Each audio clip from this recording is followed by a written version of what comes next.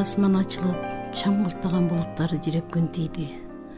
А, Кудай-ай, ушул күндөй болуп уулум жарк этип көзгө көрүнө калсачы. Келтире көр, Кудай, жолуктура көр деп жалындым. Ушул арада чыгыш тараптан паровоздун айбаттуу кыйкырыгы угулуп, станцияга келе жаткан эшелон көрүнө берди. Эне, ушул болуп жүрбөсүн, Кудай билет, ушул, деди Алиман, куржун дийнин арта салып. Ал ошондо билип тургандай, эмне үчүндүр куп-куу болуп бетинен каны качты. Менин да демим кыстыгып, жүрөгүм алып учту. Куйрук улашы эки паровоз чиркелип, түтүн, буу, кара чоюн, кызыл темир дөңгөлөк күркүрөп, шакылдап өтө берип, адегенде жайдак вагондордо чөмкөлгөн замбирек, танкилер, жанындагы мылтыкчан кишилер менен көзгө урунуп, анан вагондордун эшигинде топтолгон солдаттар кыяк, ыр, сөз, кулакка, көзгө илинбей алмашылып зуулдады. Колуна желекче кармаган кандайдыр бир темир жолчу жүгүрүп келип, токтобойт, токтобойт деп колун шилтеп бизди көкүрөккө түрткүлөп, темир жолдон четтете берди эле. Ошол учурда "Апа, Алиман" деген кыйкырык жаныбыздан угула түштү.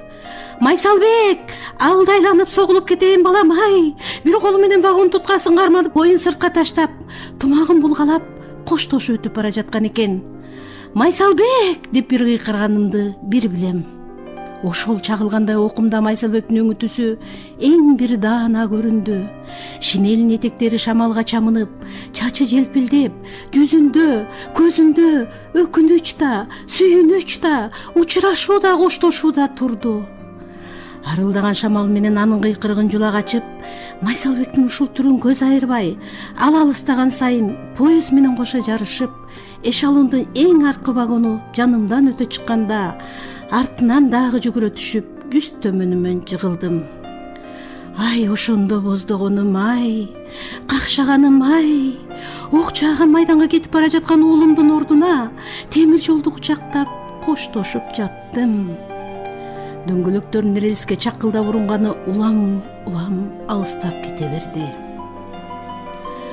Азыр да кээде ошол эшелон кулагымды тундуруп, куйрук улашы эки паровоз алып учкан вагондор мээмди как жарып өткөн сөйт.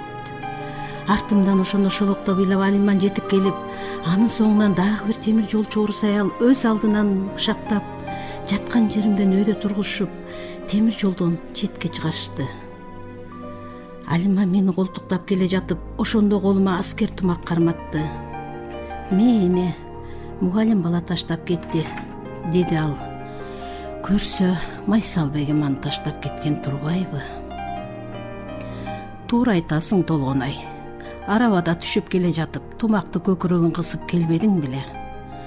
"Ооба, ошол тумак азыр да үйдө эйлөнөбү. Чекесинде кызыл жылдызы бар, боз табардан тегилген солдат тумак.